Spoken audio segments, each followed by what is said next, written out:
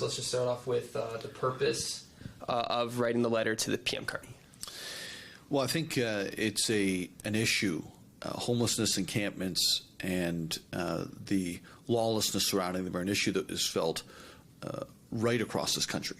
Whether you're in Vancouver, Halifax, Barrie, Windsor, London, it doesn't really matter. All cities, mid-sized and large, are feeling the effects of this problem. In fact, I heard from a municipality of about 5,000 this morning that's feeling the effects of this as well. And so what I wanted to communicate to Prime Minister Carney is, yes, there's a state of emergency in Barrie, but this is a much broader issue than just the city of Barrie. We've declared one here, but the reality is that this is a national and a provincial emergency that needs attention from all levels of government. And we are certainly making headway in the city of Barrie, but that will be short-lived if other municipalities, the provinces and federal government aren't able to institute order and ensure that there's lawfulness, and that municipalities are able to enforce their bylaws that, allow for things like wheelchairs to be able to go down sidewalks. Can you elaborate on what you're hearing from other municipalities?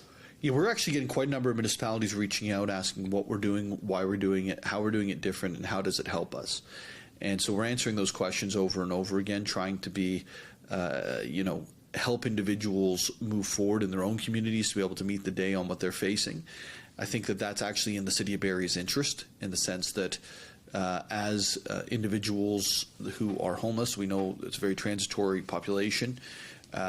If we are the only ones doing it, then it's, as I said, it's not going to work. So by helping other municipalities find a strategy to go forward like the city of Barrie has, I think that that's going to be a medium to long-term help for the city. Furthermore, I think it's important to find out what's working in other municipalities, and to be able to emulate the things that work and stay away from the things that don't work, ensuring that we're enabling people to be set up for success as they get mental health support and addiction support, and as we remove encampments around the city. Is the Liberal government doing enough to support municipalities dealing with this crisis? That's a hard one for me to answer, because the funding from the federal government goes to the county of Simcoe. So I'm just not sure on the funding side what amount of money is coming from the federal government. I will say this, they likely have a larger share of the social service budget than the city of Barrie does. So they are definitely 100% in this emergency.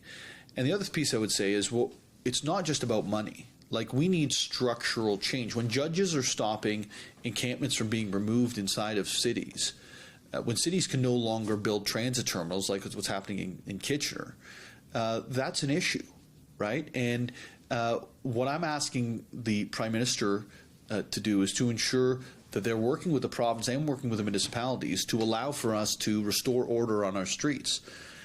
That's going to take bold moves, and it's going to take probably use of the notwithstanding clause.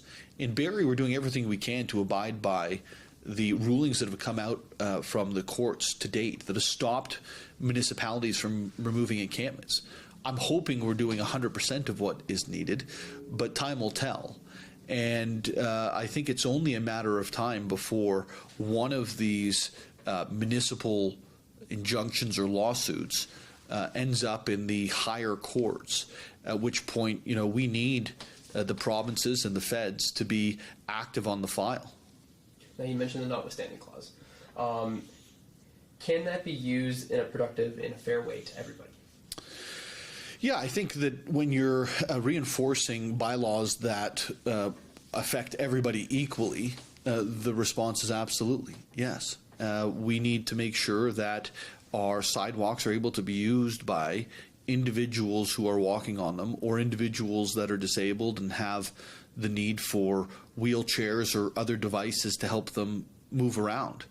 It's ridiculous that we've reached a state in this country, and certainly we did in this city for a few days, as you saw, where an individual in a wheelchair would have to cross the road, go down, and then cross the road back in order to be able to get where they're going, because there were tents literally right across sidewalks. And the idea that the federal and provincial governments don't support accessibility and don't support active transportation is just not accurate, right? Like they help fund these things. So the use of the notwithstanding clause to allow municipalities to enforce our bylaws, to restore order, to have safe parks, safe streets, safe sidewalks. You know, it's really part and parcel of what their responsibility is if it goes outside of our jurisdiction, and if the courts feel like legislating what is an appropriate law to enforce inside a municipality or not. And then I guess, how do you balance that Charter of Rights of homeless with Charter of Rights of the community to feel that security? You kind of referenced it. Yeah. I mean, it's such a balance, right?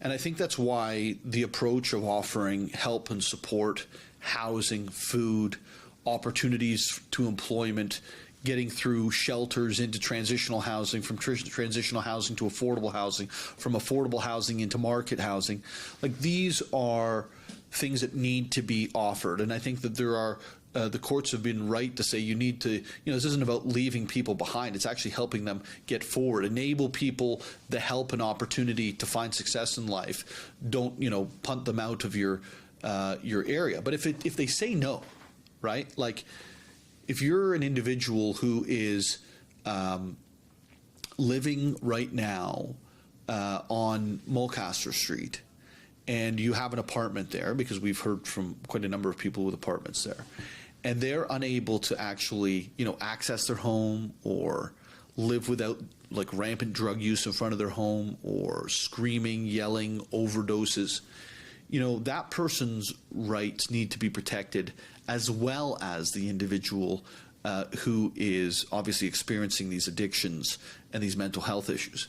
So where that all comes together is, I think that the community has said, we're going to take responsibility, we're going to provide help and support, we're going to provide housing, we're going to provide food, we're going to provide all of the different things that are needed in order to get by. But if that individual doesn't take it, then that's not on the rest of society. That is on that individual, which is where we get to in the point of a compassionate intervention, which is being requested of the federal government as well to support, because there are scenarios. I mean, we have 39 out of 44 individuals who are in encampment on Mulcaster Street have gotten help. Those are extraordinarily positive statistics.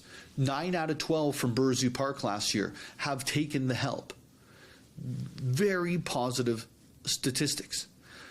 But the individuals who didn't, right, the 3 last year and the 5 this year so far, what happens then, right? And without these individuals having intervention, having supports taken to them, I really don't see what the opportunity for success is for their lives going forward. There are no hospitals for these folks, right? We know that those have essentially been gutted and ended in the late 90s and early 2000s. And so as we move forward, the question is, how do we approach those who are in the most severe cases? And this is the reason why we've written, or one of the reasons why we've written this letter to Prime Minister Carney, and certainly to the province as well. And so I guess I'll go right into that question then. You've mentioned in the letter compassionate intervention. You've mentioned it a few times as well.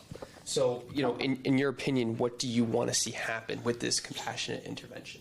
Well, if you talk to the mayor of Oshawa, Dan Carter, a wonderful man, was homeless, lived very hard, faced addictions, and it was through intervention that he eventually was able to get help, right his life, do what's right for himself and his family. And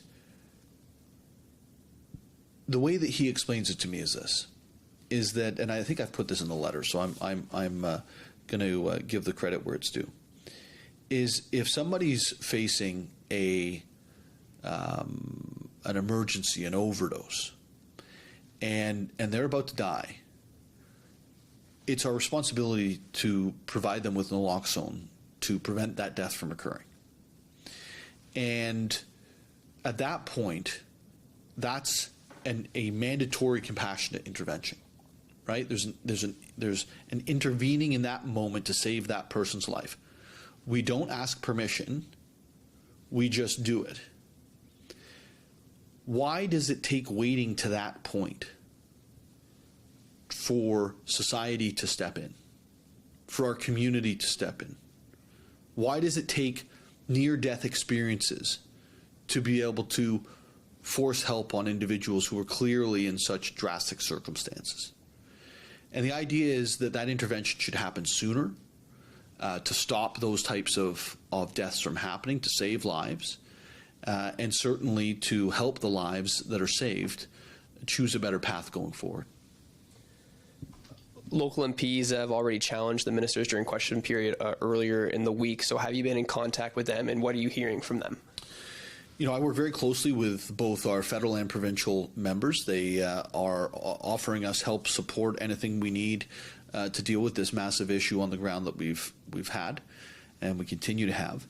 And, you know, I think I'm going to stay out of the partisan politics of it. They have jobs to do, and I think that they are representing the needs of the community incredibly well. But when it comes to what we're saying to the Prime Minister, it's, I think, very clear. You know, it's clearly articulated. These are the needs and the wants. Please come and see it for yourself. And we are here to help partner to find a solution to this incredibly difficult emergency that's taking place. Again, not just here in the city of Barrie, but across the country. And yeah, you've listed those requests in that letter. I think there's 6 or 7 of them, I believe. Yes, 6. So you have those list of requests you've sent. What one, in your eyes, is the most important, or the one that you would like to see addressed first? Well, I think the one that indicates that the federal government is taking this seriously is the willingness to back municipalities up on enforcing our bylaws. If the federal government's not willing to back up municipalities on allowing for sidewalks to be used for individuals in wheelchairs or walking down the street, then that pretty well, I think, will define what happens after that. I realize the Prime Minister is going in a different direction when it comes to the notwithstanding clause, but the reality is these are the issues that we're facing, and municipalities need to have the ability to maintain order. The idea that a local government, a local council, a local mayor can make up for a bail reform system that's spitting people out that shouldn't be thrown out and back into the public, or that we can make up for the lack of mental health and addiction support that's available on the ground unilaterally is just not a common sense thought. We need to have the federal government, the provincial governments at the table. We need them investing in long-term solutions. We need them investing in helping people that are hurting. And the federal government needs to be at the table there. Likewise, the federal government needs to back up its municipalities who are saying we need to have control and order of our streets so people can live fulsome lives in safety and certainly find all of the opportunities that exist in places like Barrie across this country. You mentioned bail reform, so how can that help encampments? Well, I think if you look at where our major public encampment has been, it's been right in front of the courthouse. We've had many complaints from the courthouse about encampments, about individuals who are literally going through the system, given bail, and they walk out the front door of our courthouse. They could be from anywhere in the region that rolls up to the Barrie courthouse, and they just walk out the front door. So that's a big issue. We need the federal government to act. Like the premiers have been very clear about this, which is the federal government needs to figure out what to do with the bail reform system. They need to figure out what to do with jails that are federal in nature, and look at justice reform, because we know it's not working. I mean, we have a son of Barrie, right, who was killed by individuals who were let out on bail, and it's just not good enough. It leaves the community acting where the justice system should have been acting. And so that's certainly a large piece of this, and we can't have this catch and release. We need to make sure that those who belong behind bars are behind bars. You also sent a letter to the provincial government earlier in the week. Have you heard from the provincial government? Have you heard from Doug Ford? Well, I speak to the provincial government daily. We are in lockstep. The funding that's come forward has been immense. We'll continue to make sure that those dollars are being spent where they make sense to be spent, where we're going to have the maximum impact in helping these individuals. The ideas that we've had on the ground, I think that they're interested in. The total strategy and how we're implementing it, I think they're very interested in. And we'll see where it all goes through the next few months. But certainly they are receptive. And, I think that by the fact that we have the emergency continue, the state of emergency continue, and the resources being allocated from the city to clean up the streets and provide the helps and supports, I think is the only individuals who can overrule that are at the province, and they haven't done so. And I guess is the goal to still get Premier Ford here to take a tour, take a walk, just to kind of, show what has been going on in the city? Yeah, I think I'd love to show our senior levels of government what's happening here, both the good and the bad. Like, there's lots of incredibly good things happening in the city of Barrie. There's lots of good things happening even in response to this issue. We have 39 to 44 last week taking help and support. So, yeah, I want to show it off. I want to show off what we're dealing with. Let's make it a visible issue, not one that's hiding in forests, right? And at the same time, be able to show our successes and what's working at this point. It's almost been 10 days since you declared the state of emergency. So how has that been going? You've cleared the one encampment so far. So what's next with that state of emergency? Well, there's actually other encampments that we've been clearing as well. Mulcaster was the one that we cleared first. There are smaller encampments that are being cleared, but we're not going to end the state of emergency until we've been able to clear all the encampments in the city of Barrie. And we're working towards that as we speak. Do you have a number? I know I think last week you said there's 21 active encampments. Mulcaster was one. Is there more of a specific number, I guess, that you can give?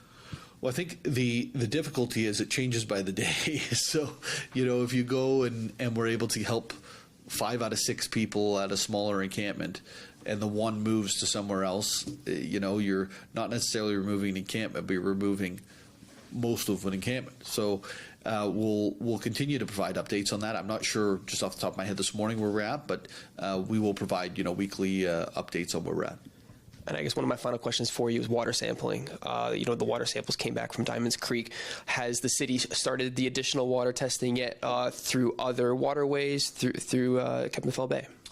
Yes, and we'll continue to do that.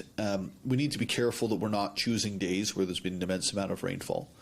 So that is an issue, and we'll continue to do monitoring and be able to provide those statistics over time where they make sense. Our last sampling was unfortunately right after rainfall, and so I don't think it's fair to put those on encampments. The previous ones, the original ones, were not done right after rainfall, and so we're going to work with the science on it and work with the experts and make sure that when we release information, it's done so in a fair way. Thank you for your time, Mayor. Yeah, thanks so much for having me.